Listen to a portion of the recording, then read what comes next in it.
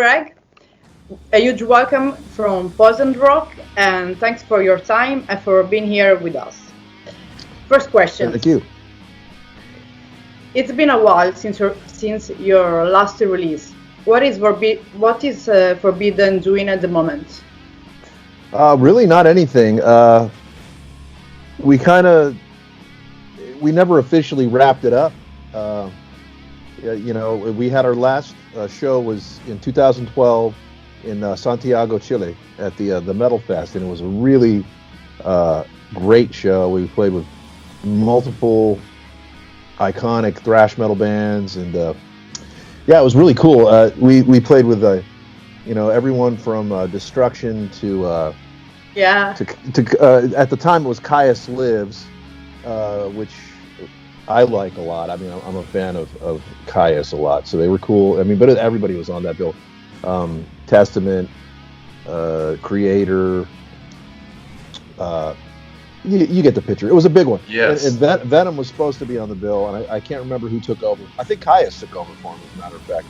But it was a 2-day festival, and I loved Santiago. It was great, and I was flying home with the guys, and Russ basically in that moment just said that he wasn't really feeling traveling anymore, and stuff like that. He was going through a lot, and at that point, he hadn't really figured out what his real problem was, which was I don't know if you saw it on the Forbidden Facebook page, but he came out and finally admitted that he went into severe treatment for alcohol, and he was very depressed, and it happens to a lot of guys in a lot of bands.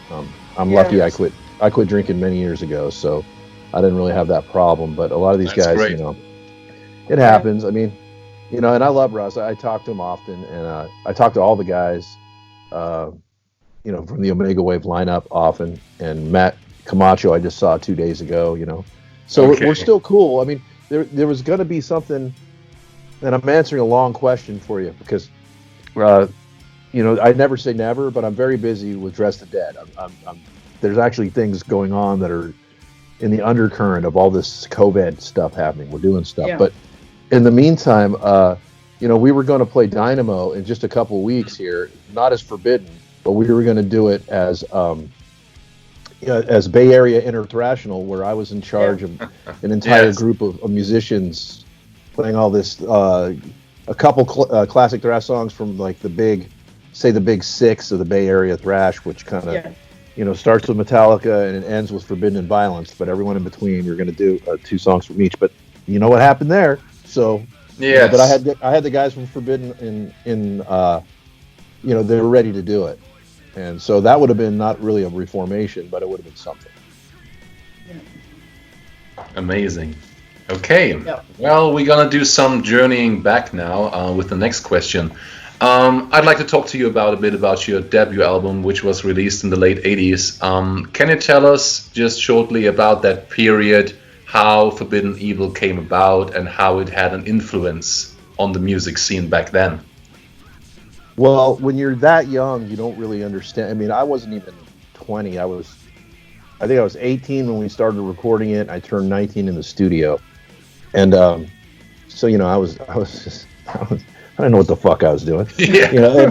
But yet I was also, at that point, I'd become the main songwriter of the band because Rob had quit to join Violence about, almost 2 years earlier. So I got thrown into a position where I was like, it was weird, being kind of a leader, but not really old enough to lead. So I just had it was a weird spot for me to be in. And I just remember, everything that we did up to then was just reactionary. We never really thought about too much. We never really, put a whole lot of, time invested into like conceptualizing where we're going to fit in things. We were the band that had a great singer.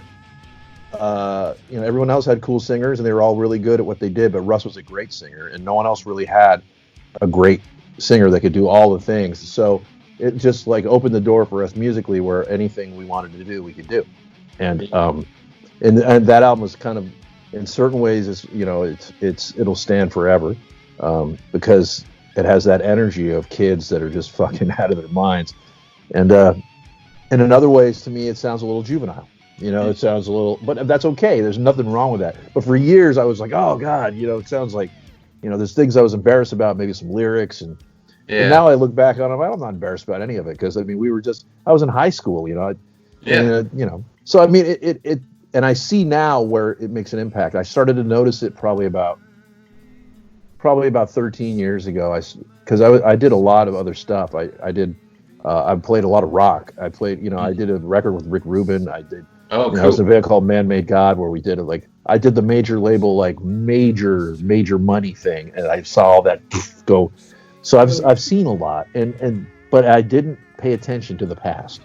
And then about 2007, I started you know seeing more and more like how we influenced people, and I said, oh okay, well that's cool. You know, I started to notice, and then other bands were coming up to me, bigger bands, you know, saying how much that we made an impact on them, like you know, Shadows Fall or Lamb of God or all these guys, and you know, even Slipknot, you know, I was like, oh yeah, really? But those guys, you know, what's weird is those guys were really influenced by Green. Those three bands I mentioned were influenced by the last Forbidden album a lot, and that tripped me out too. I was like, really? No shit. So it's cool, you know, you're around long enough, and you know. And all of a sudden, people kind of look at you differently, like it's some sort of, you know, legacy there. But it's really just survival. You know, it's just really just like I'm still here. So there you go. Yeah. So back then, where you, Russ, and Paul gonna met, would you say that in this formation you offered like a new approach to the new metal, to the thrash metal new band? I'm sorry, you have to repeat that question again. I say that back then where you, Russ, and the other guys were together, would you say that in this formation you offered a new approach to thrash metal?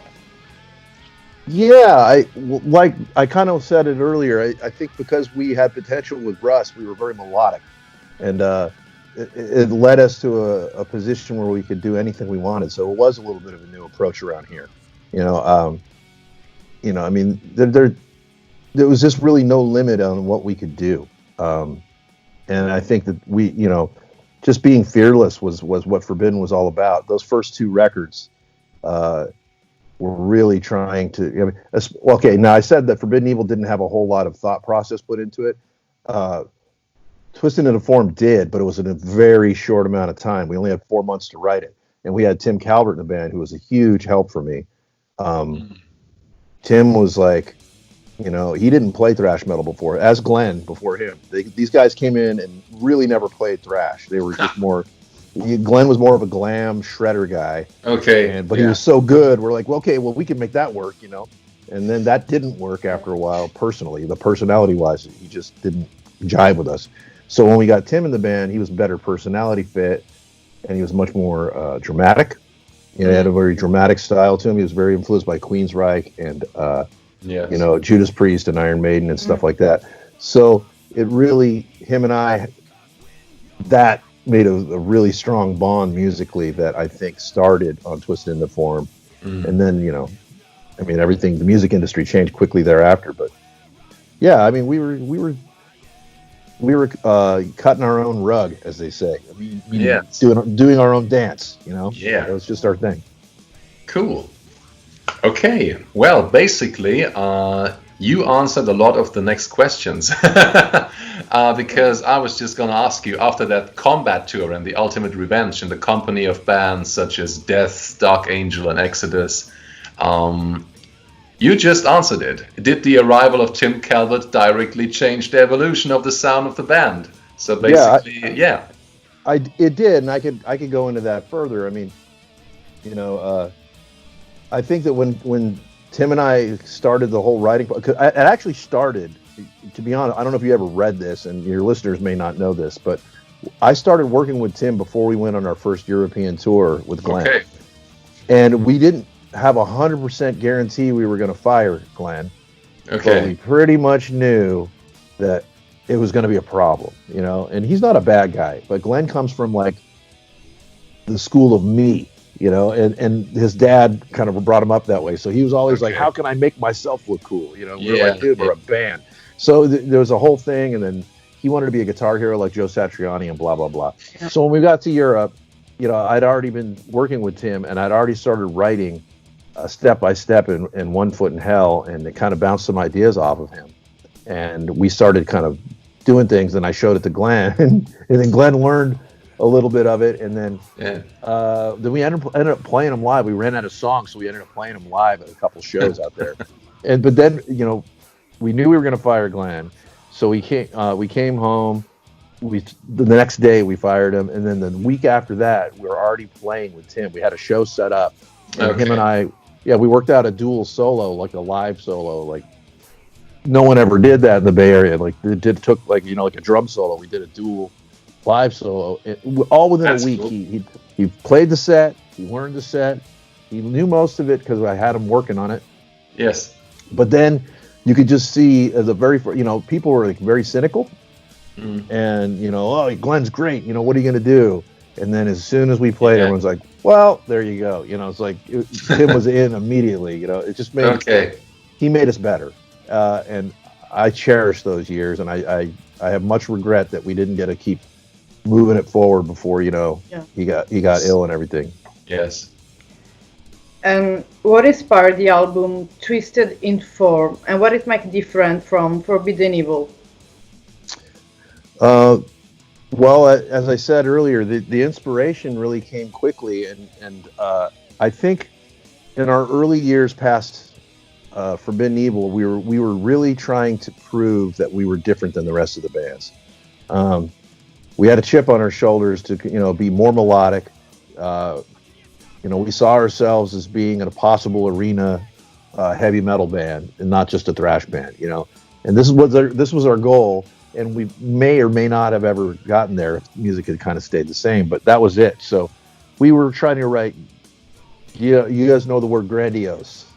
Grandiose? Yes. Yeah. Yes. We were trying to write grandiose material, and I think it worked. I think that what we did on Twisted in a Form, because we had such little amount of time to do it, we had a sense of urgency that was great. And also I started writing the lyrics on that album. I started writing a lot more of the lyrics, and I continued to do that. And I probably wrote like 75% of the lyrics on that album. And then, but as a kid, I was 20 when we started writing those, and some of those words I still can't believe that they came out of a 20-year-old philosopher kid. I had no idea. Again, I had no idea what I was doing.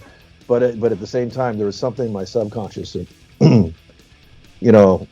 I put some things out there, and now I could talk to people and they tell me how much this song means to them, or a song like Infinite makes a lot of sense to them now, and One Foot in Hell. These are just like little things that stuck in my head. Yes. When I was a kid, that I kind of just put into music. So yeah, so it was a big jump, big growth. All right. Well, let's move on to Distortion and Green, which you already mentioned. They came out in the 90s, and I don't know if you would agree, but their sound appears to be oriented more towards a crossover of musical genres. Was this influenced by the change of the drummer at all? Well, let me give you a little backwards history here for your listeners, or your watchers, or whatever you want to call them. When we finished the Twisted in a Form cycle, we tried to get off of Combat, right? And we worked really hard at it because we didn't feel like they were going to do us right. And we felt like, because we were asking to have Max Norman produce our next record, and they were like, oh, no, just keep it small, make it fast, write it quick. We're like, fuck that, we did that last time. And we felt like bands like Testament suffered from having to jump in the studio so quick. Like, Practice What You Preach to Souls of Black, they had no time. Yes. They wrote it in like less than 2 months or something. So we didn't want to do that. We didn't want to be one of those cookie cutter bands. So fast forward, we get off the label. We're about to sign. We negotiate a deal with RCA Records, really big record deal. We're about to do that leap that we had in our mind. And this is all true. And when we're about to sign the deal, Paul gets the offer to join Slayer, which he cannot turn down. It didn't make any sense to turn it down, but it put us in a weird position. And we're like, okay, what are we going to do? And we tried out a bunch of great drummers, but Steve Jacobs walked through our door from Ohio. And quite frankly, and I'm being very honest here, he was smoother and he was just better, in a lot of ways than Paul was at that time. But he didn't have that name. No one knew who he was, but man, he was fucking good. So it took all of our songs and just smoothed them out. But Paul had a charm into his choppiness, which is part of the thing. But at the time, we're like, wow, we're fucking flying, just everything just seemed, it made it all seem easier to us. So at the time, we're like, yeah. But when we played our first show with Steve, I remember the label came and Paul was there at the show as well. And they asked him what he thought. He's like, I don't know if he's the right guy. And that was alone enough to make them scared. Like, oh, the guy from Slayer doesn't know if he's the right guy. Yeah. So that happened. And then at the same time, and I mean the same fucking week, Nirvana blew up with Nevermind. And then everybody's like, all the pieces flew out from everybody, like not just us, but everybody. Just everything just went, okay, we're it's called a pivot, where everything pivots, and then the whole industry changed. Yes. We got caught in that. And so, you have 3 years from the time that Steve joined the band to the time that we put out Distortion. And in those 3 years, a lot had changed with us. A lot had changed in the industry. A lot had changed, we grew up a bunch. And yeah, of course, there's going to be like different things you listen to, anything from like, Alice in Chains. I was never a Nirvana guy, but I loved Alice in Chains and Soundgarden because those were rock bands. They weren't grunge bands to me. They were just great. Chris Cornell voice. Which is a huge influence on me to this day, and my singer now. It's like, but see, purity came into music that, with the thrash metal days, started there, and then when everybody in the '90s changed, and every band had a ballad. And all these bands were starting to do the same fucking thing. And Metallica did it, so we got to do it. And So thrash kind of took a shit. And I'm not one of those guys who regrets it. I'm like, it needed to take a shit. It needed to go away for a while and come back after a change. So I'm thankful for that era. But yeah, musically, we grew a ton. So there's going to be new influences in there. Distortion was definitely a progressive record. Where nobody else was progressive in that time. There's a lot of crazy shit played on that album, and but you could also hear there's like a little bit more blues in there, a little bit more, maybe a little bit more Pantera influence in there, stuff like that. And I don't know, it still sounds like Forbidden. So. Yes, absolutely. Let's move forward. Inside the band, you had musicians like Glenn, Gene, and Paul Bostaph, and many others. There is someone in your band that you would never want to miss when it comes to actually writing new music. Well, what's funny about that is I would say Tim Calvert, but he wasn't interested in doing the reformation. Because he was a pilot and he was also ill, and we didn't know he was ill, but he was a pilot and had a whole different, we when we reformed in 2007 and did our first shows in 2008, we approached him and tried to do the Twisted Into Form lineup, and then as soon as Testament heard that we were going to grab Paul and they needed a drummer, they immediately grabbed Paul. So Paul's like, I can't do it, guys, and so we were like, okay, and then Tim's like, I can't do it, I'm a pilot, I can't do it. So then it changed to finding Mark, or actually no, finding Gene Hoglan sat in with us, and then we had to play with Glenn again and gave that a try. We know how that ended. So I don't have any of the same writing partners anymore. Matt wasn't really a writing partner per se. He would come in and have a couple ideas, but other than Russ, who was really my lyrical and melody writing partner, that's the guy. That would be the answer to that question. Russ, obviously. I'm not doing Forbidden without Russ. I don't want to do it without Russ and Matt. I would never do it without Russ. Just never. So yeah, I guess it's really Russ, but just the musical guys, they're all gone. They've all moved on. and writing with Glenn was, I mean, I actually tried it. I tried to show him when we got back from our first tours some riffs, and he didn't understand what I was doing, and he's like, you know, he didn't get it. So that was one of the reasons why we had to let him go. You know, it's like, dude, all you got to do is shred. Can you shred? You know, that's what I asked him. He's like, no, I guess. So, you know, there you go. Yes. Okay. You already talked about it, but of course it changed the band lineup. But did Tim's sudden death change the atmosphere or the soul of the band, so to speak? Well, he didn't die till a couple years ago. No, you know, I mean, you know, sure. When we reformed, when we got Steve Smythe, who was great. Steve is a fantastic. Out of all the guitar players I've played with, he's probably the most knowledgeable musically. He's the one who could explain to you what you're doing and why you're doing it, and what it sounds like, and why it's this, and why it's. He knows about theory. He's a theory guy. So, missing Tim was different, you know. But towards the end with Tim, he was really, you know, in '97 and '96 when we were writing Green, he was really kind of uninterested. He had run his course. You know, he's like, you know, he did some incredible things on Green, but he didn't write a lot of it. That was mostly me and Steve Jacobs, you know, wrote the majority of that album because Tim was not as interested. And so, I mean, I really couldn't tell you what it would have been like if he would have come back. It probably would have been great, but, you know, again, life offered him, he was a pilot, and then it was unfair, and then it was taken away from him with ALS. And I mean, you know, three consistent things about Forbidden are always going to be Russ, Matt, and myself, right?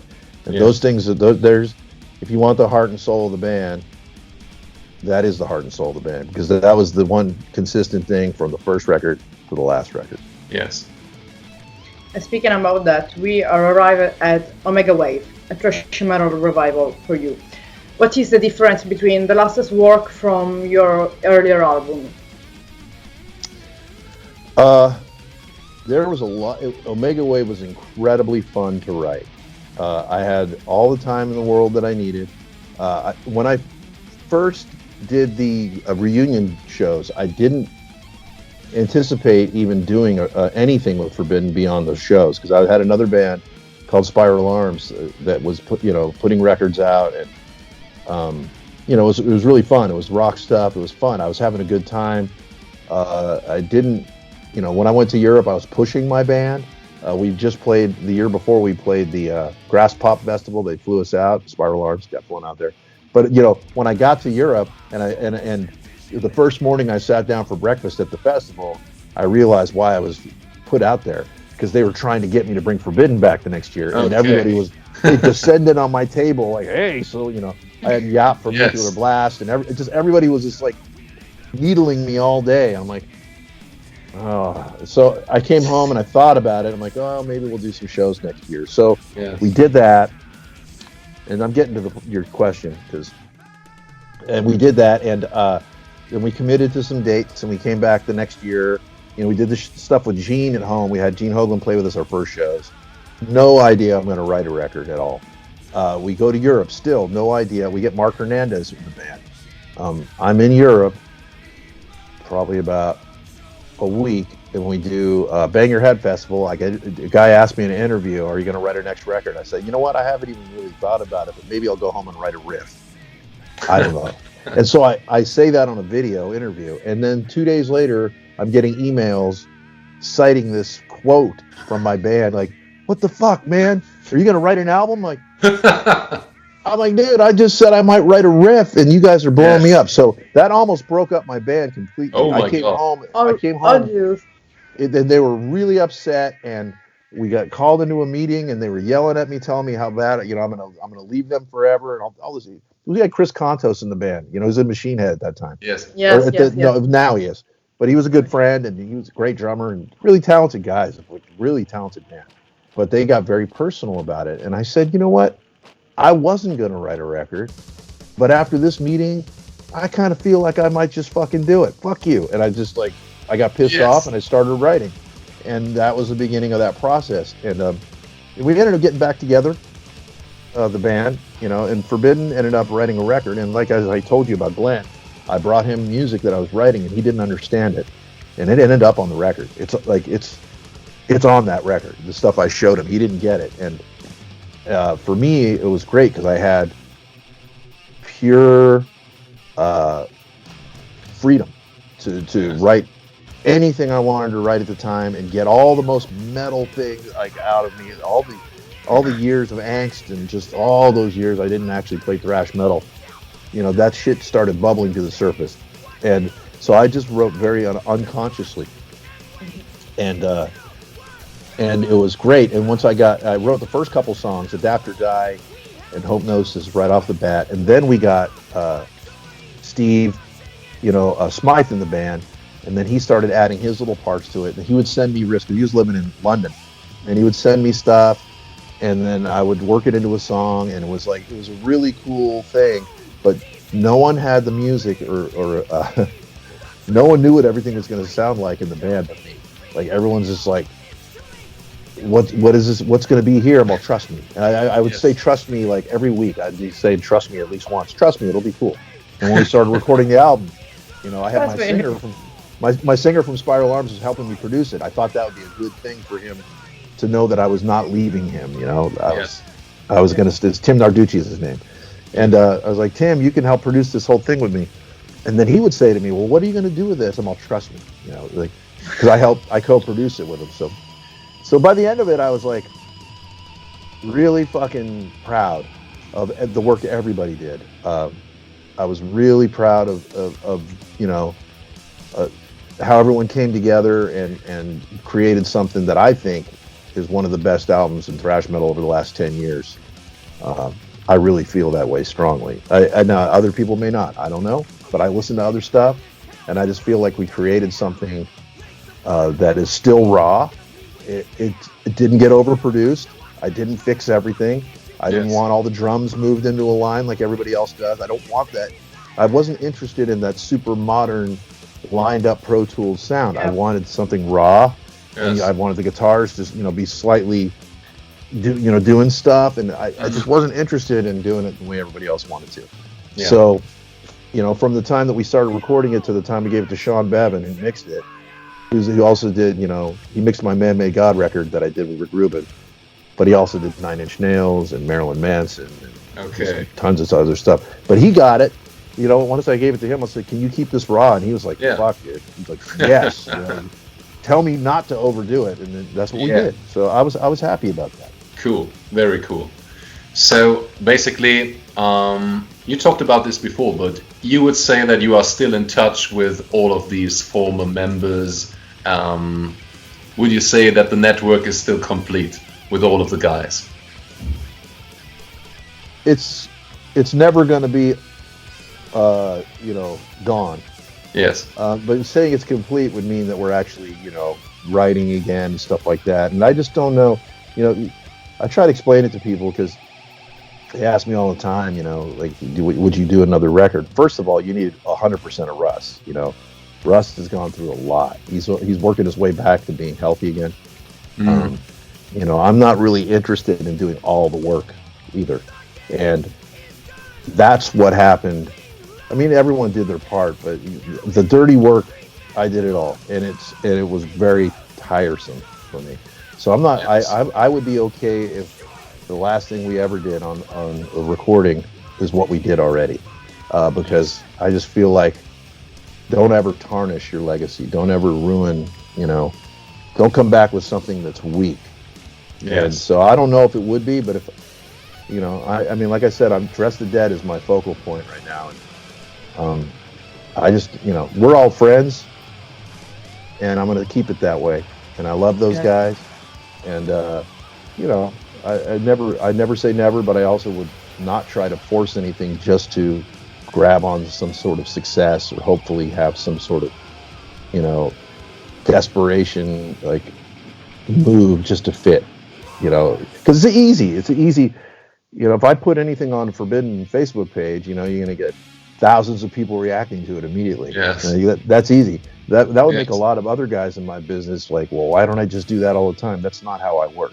If it's satisfactory to me musically, and I like who I'm playing with, and it's fun. That's what I'm after. Okay. So if you have the chance to create your own festival, which band would you want to play with? Oh, geez. Well, yeah. What era?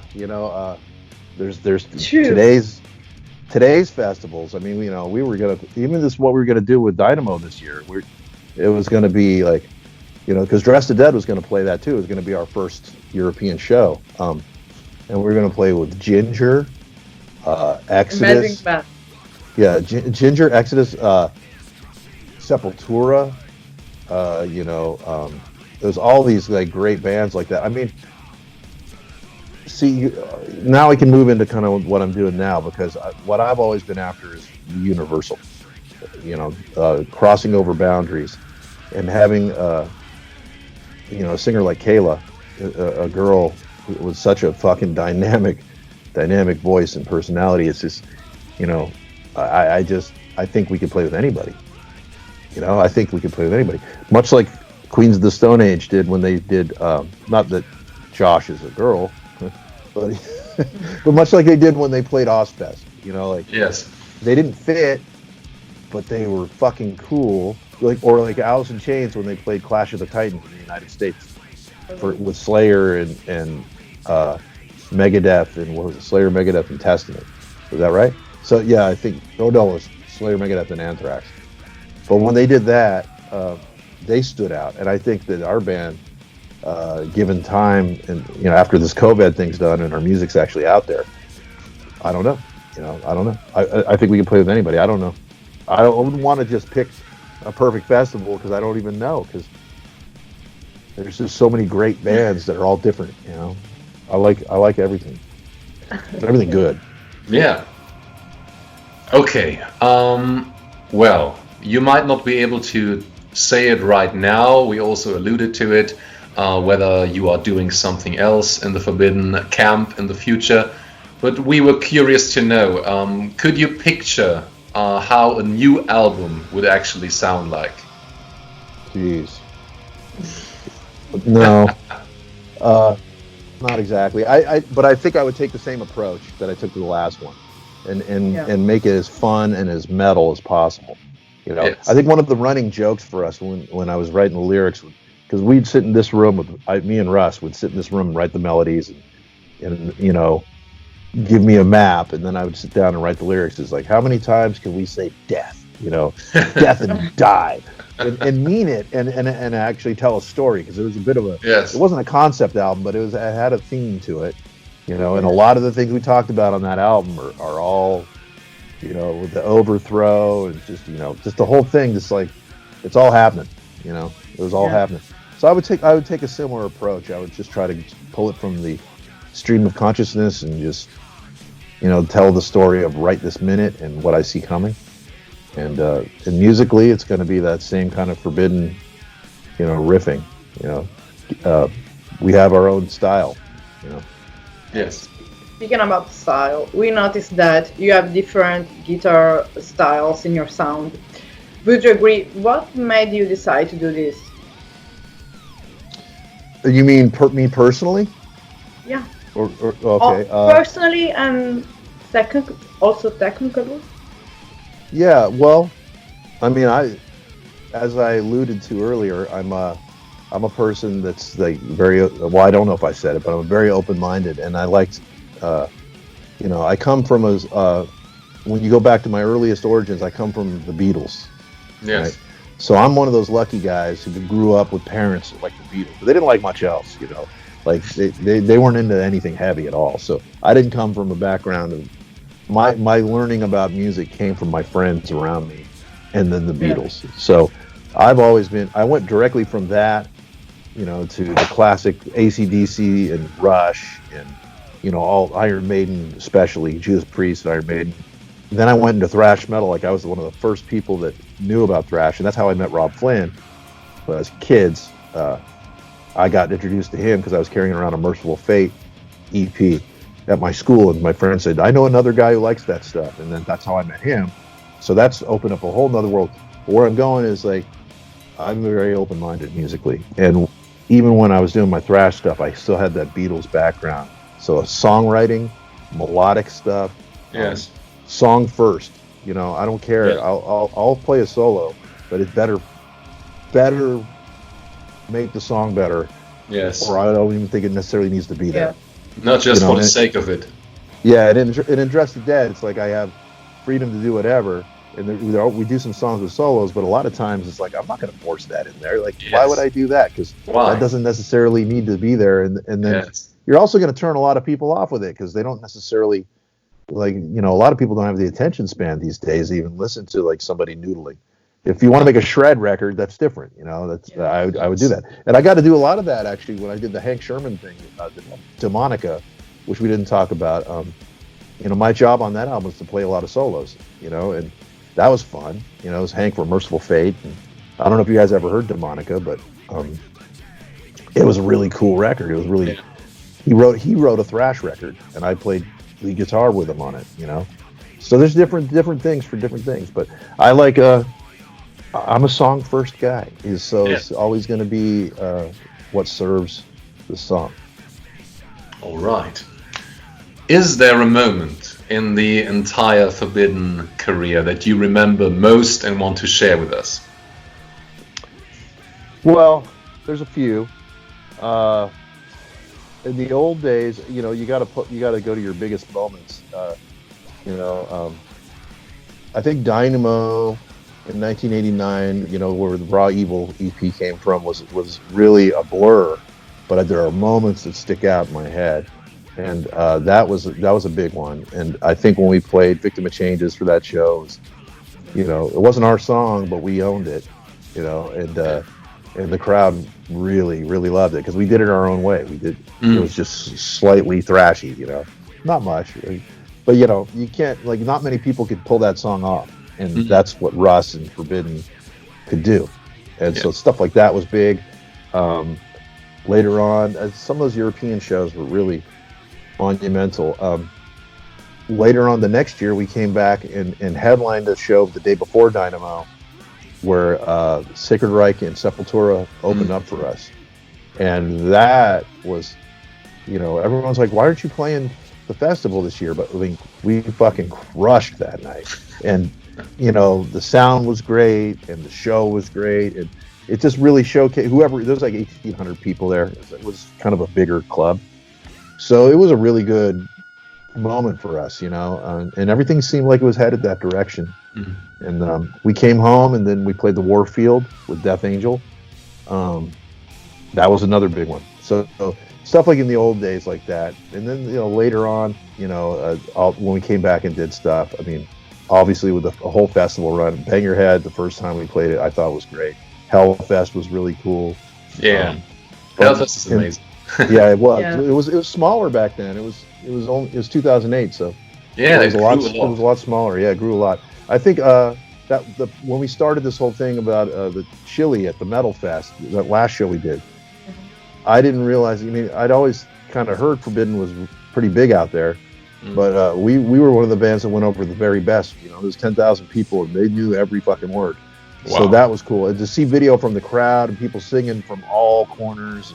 And the size of the pit and everything, I was like, you know, us and Destruction, I think really everybody expects the other bands to be bigger and have that. But I was really shocked by how well our two bands were responded to and how underground we are out there. Yeah. So Craig, you've been that guitarist for the two individual Thought Pattern. What can you tell about that period? With Chuck Schuldiner, Steve DiGiorgio, and Gene Okerlund?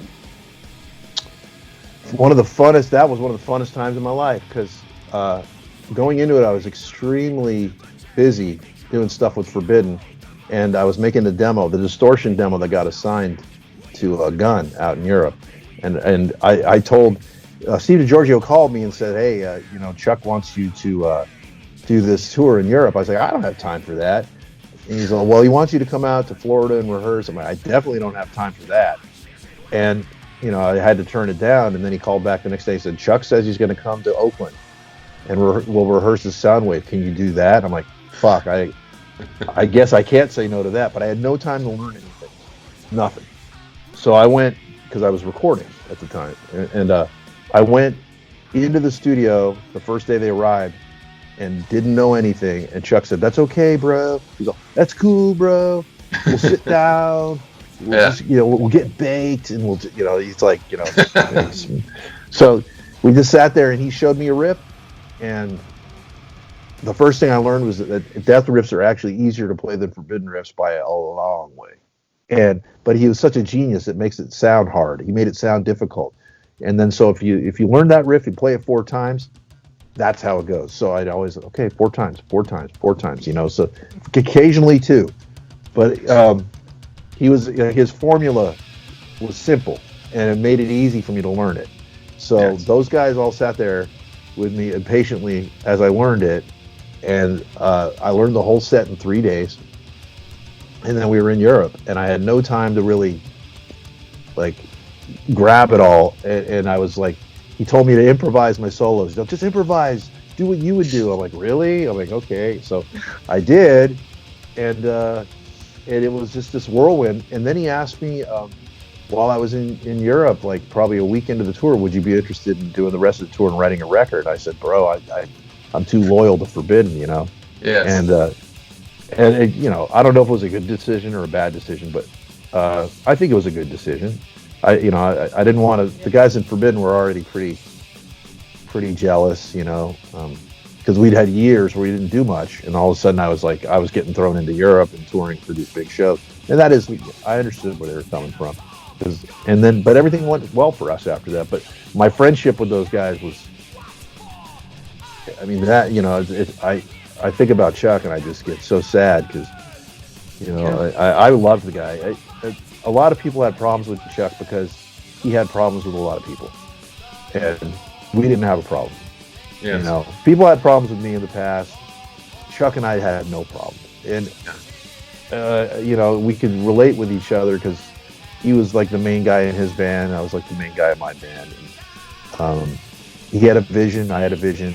He wanted to see what it would have been like to write something together. I think it would have been really, really fucking amazing, but it's just not what happened.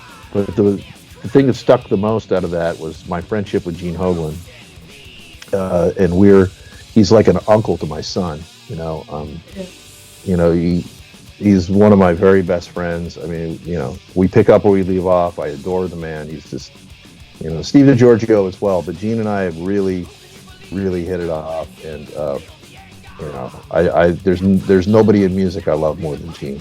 He's one of my favorite people, human beings. Very cool. As you said before, all your albums are have this classic status, and there is mastery to each on its own. Is there any album that you would personally recommend to newbie fans to listen to first? Oh yeah, I'd go right to Omega Wave, and then you're going to go back and realize how good the other stuff is, because I think Omega Wave compiles it all together. It's got the thrash elements, and it's got all the melodic stuff, and it's got, it's very, very angry, but it's got some beauty to it. Depending on where you come in, but I think if you did have to start with one, if you started with Omega Wave, if you were this new kid and you didn't know anything about the band, if that's all you fucking heard, I think you would understand that that's pretty fucking badass, But then you go back and listen to the early stuff, and you're gonna be like, oh shit, they were like, a crazy thrash kids, Yes. I think Omega Wave has all the elements. I think it has all the elements that the early thrash did. It's like I said, I kept it raw. Obviously you say Forbidden Evil, then that's just pure bombastic thrash. Twisted into Form is more mature, but it's still thrashy. But you can hear we're growing. Distortion is got all this newer elements and very progressive, technical, and just some pretty wild stuff. And then Green is just fuck you. Green is our fuck you album. Like, hey buddy, fuck you. The music industry had changed so much. I think we just wanted to kick a hole through shit. Yes. And then when Green was done, honestly, I was like, I think I tapped out of all my thrash metal energy right now. I was kind of finished. I was like, I need to try new things, and that's when I started Band Made God, and that's when all that history began. Yes. Okay, Craig. So, do you have a message for your fans, Forbidden fans? They don't see you for a long time. Yeah, thank you for being patient. I take all this stuff. Now that I'm older, I see it all like clearly, and I appreciate anyone actually, still loving the band after all these years, and all the new fans. Because a lot of new fans, a lot of kids, man. Like, thousands of kids have gotten into Forbidden, and based upon the rawness of those early albums and that energy and all that stuff, like you can't fake that now. That doesn't. Even these new bands that are kind of like it, they're trying to be like it. But so I appreciate anyone that's still respects us after all these years. It's really cool. And I was you too. If you're a kid, I was you. I was that kid, influenced by everything else, just being all crazy. That was me. That all of our early stuff was me being a kid. Absolutely. So, we would also like to thank Domenico, one of our staff, who wrote almost all these questions, and he is a really big fan of you. So if you could just make him so happy, if you just could say a greeting to Domenico. Domenico, you fucking rock. Those were good questions, brother. I appreciate it. You gotta let me know what your favorite album is. Probably will say everything. So, Craig, thanks for your time. It has been a great interview, and good luck for your future, and from everyone from PoisonedRock. All right, thank you. Thank you for your time. Yeah, you take care of yourself out there. Stay safe. Always. You too. Bye. Kneel down, you sinners, to streetwise religion.